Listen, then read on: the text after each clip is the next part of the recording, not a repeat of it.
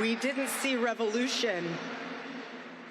Instead, we saw what my husband always prayed he would see in this country. We saw revival.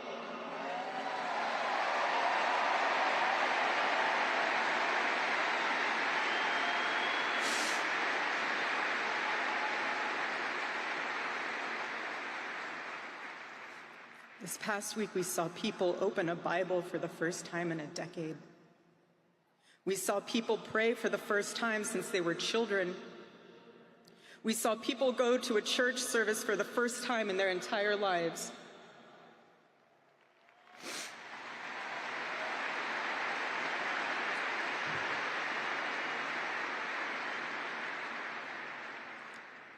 Charlie liked to journal.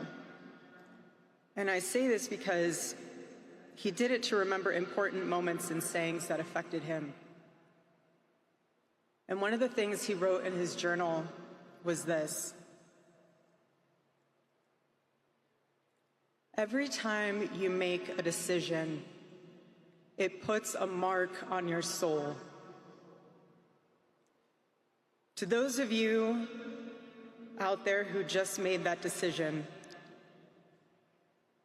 and took the first step toward a spiritual life, I say thank you and welcome.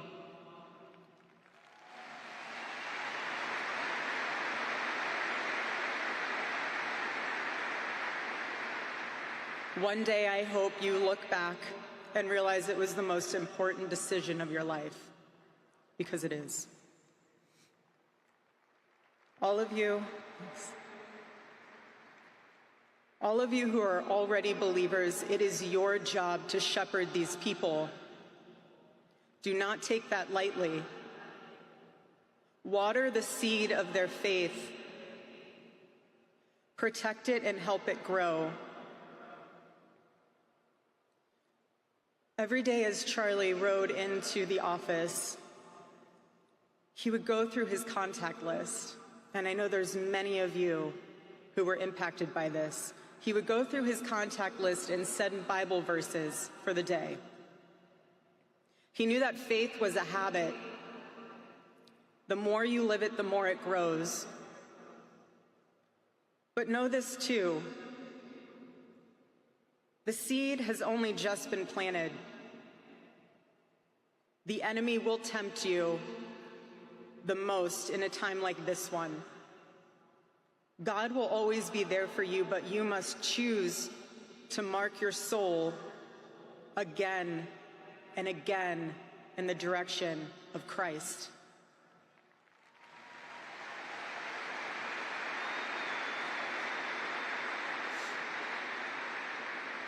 Pray again. Read the Bible again. Go to church next Sunday and the Sunday after that, and break free from the temptations and shackles of this world.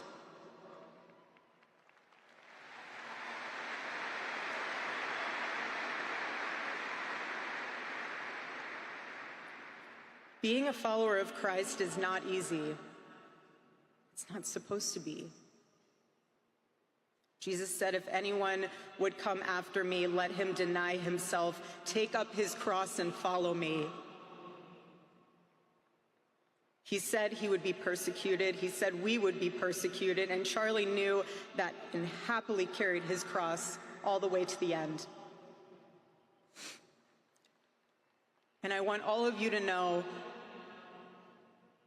while Charlie died far too early, he was also ready to die. There was nothing he was putting off. There was nothing that was too hard or too painful, or nothing that he just felt like he didn't want to do it. He left this world without regrets. He did 100% of what he could every day. But I want you to know something.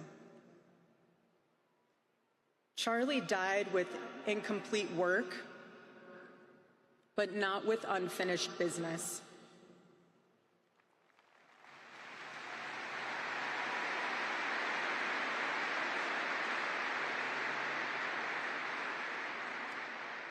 But I will miss him. I will miss him so much because our marriage and our family were beautiful. They still are.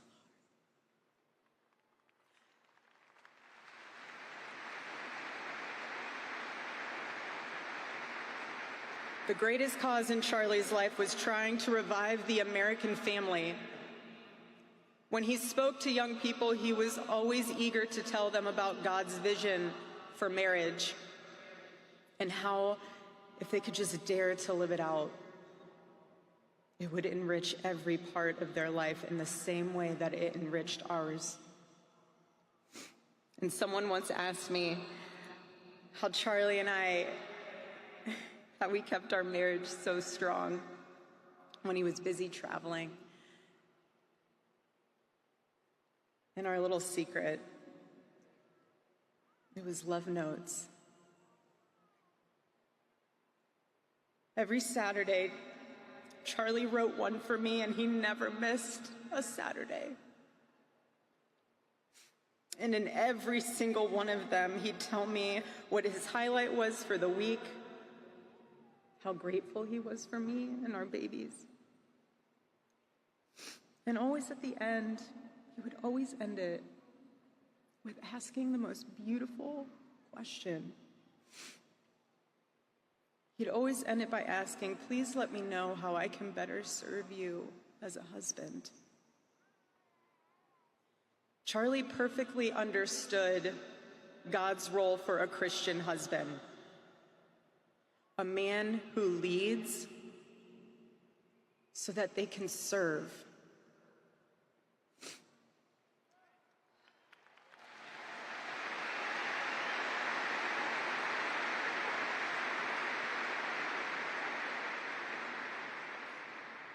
To all the men watching around the world, accept Charlie's challenge and embrace true manhood. Be strong and courageous for your families. Love your wives and lead them. Love your children and protect them. Be the spiritual head of your home. But please be a leader worth following. Your wife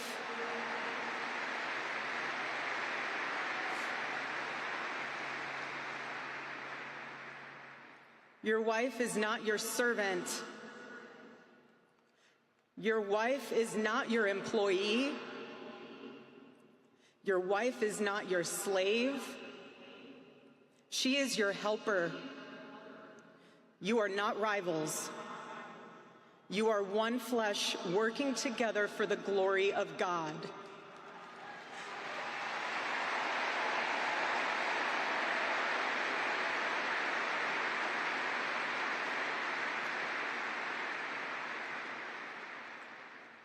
I was Charlie's confidant. I was his vault, his closest and most trusted advisor, his best friend. I poured into him and loved him so deeply, empowered him, because his love for me drove me to be a better wife. Every day he honored me, and I prayed that I could be the wife that God needed me to be for my husband. Women, I have a challenge for you too. Be virtuous. Our strength is found in God's design for our role. We are the guardians. We are the encouragers. We are the preservers. Guard your heart. Everything you do flows from it. And if you're a mother, please recognize that is the single most important ministry you have.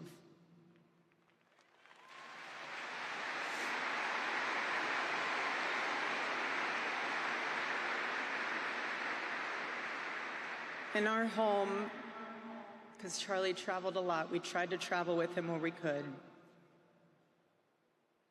But I made sure that when Charlie returned from work, It was his sacred landing place, away from the worries of the world.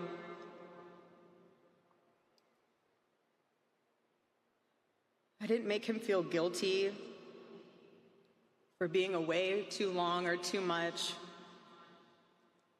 or getting home too late. I always told him, home is here for you, and it'll be ready for you.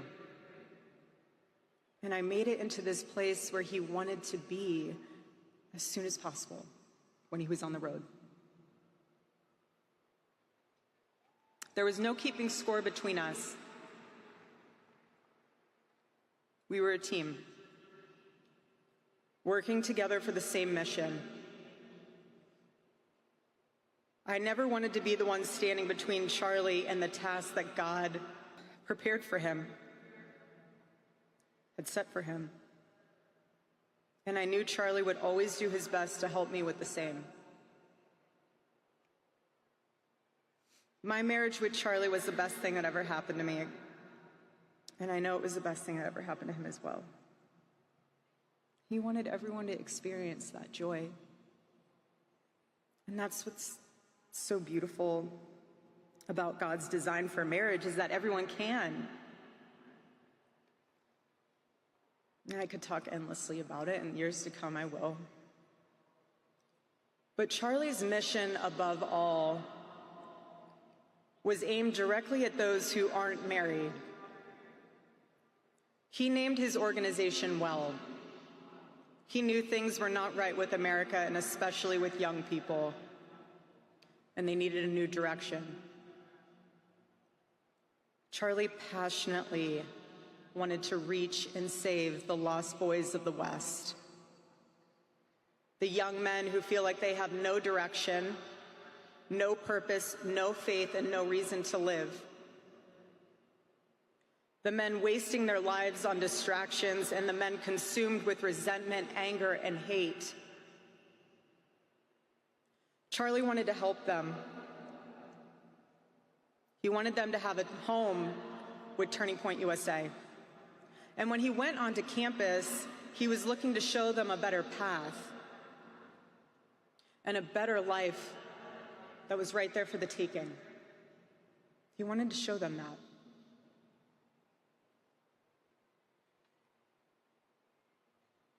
My husband, Charlie, he wanted to save young men just like the one who took his life.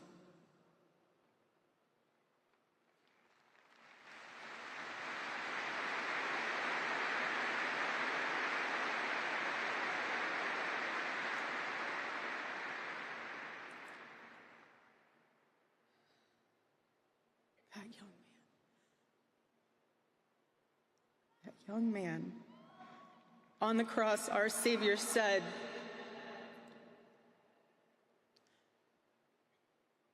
"Father, forgive them, for they not know what they do." That man, that young man, I forgive him.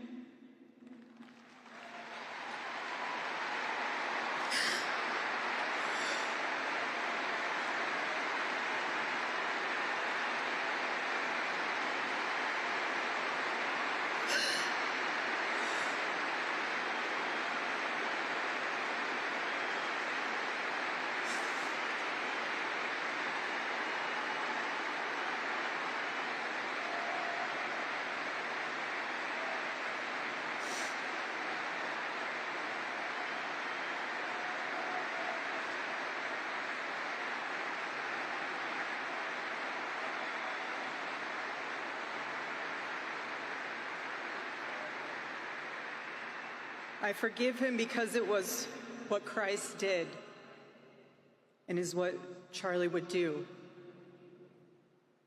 The answer to hate is not hate.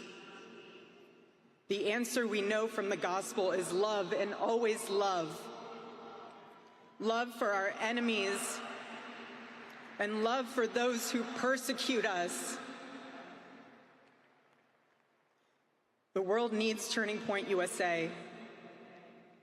It needs a group that will point young people away from the path of misery and sin. It needs something that will lead people away from hell in this world and in the next. It needs young people pointed in the direction of truth and beauty. And so I promise you today, every part of our work will become greater. I am tremendously honored to be the new CEO of Turning Point USA.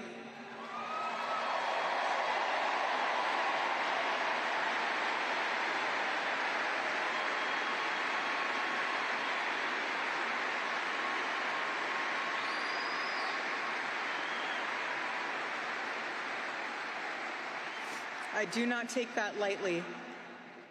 Charlie and I were united in purpose.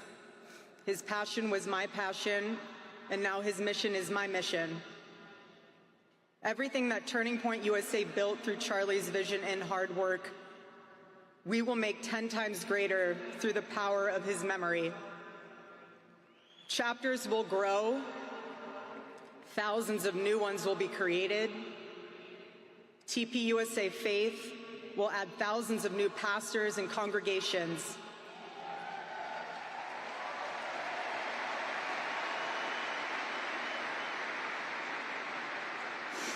And yes, campus events will continue, and we will continue to hold debates and dialogue.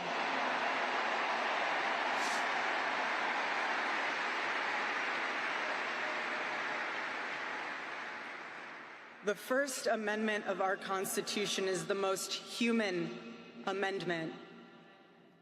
We are naturally talking beings, naturally believing beings.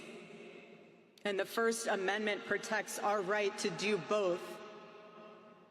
No assassin will ever stop us from standing up to defend those rights, ever.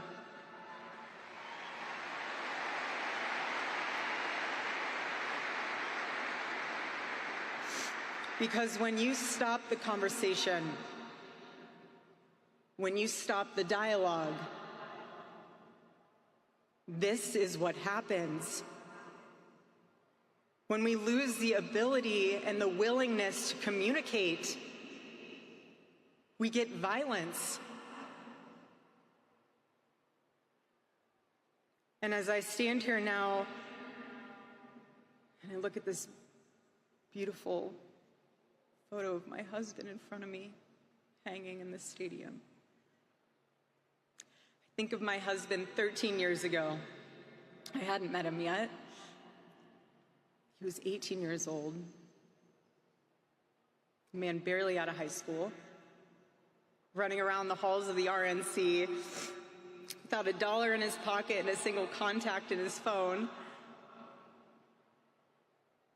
People who saw him said that he didn't know what he was doing, but he did. He did know what he was doing. He knew exactly what he was doing. He was going to change the world, and he did. Charlie's life was a turning point for this country. It was a miracle. Let that miracle, that was Charlie's life, be your turning point as well. Choose prayer. Choose courage. Choose beauty. Choose adventure. Choose family. Choose a life of faith. Most importantly, choose Christ.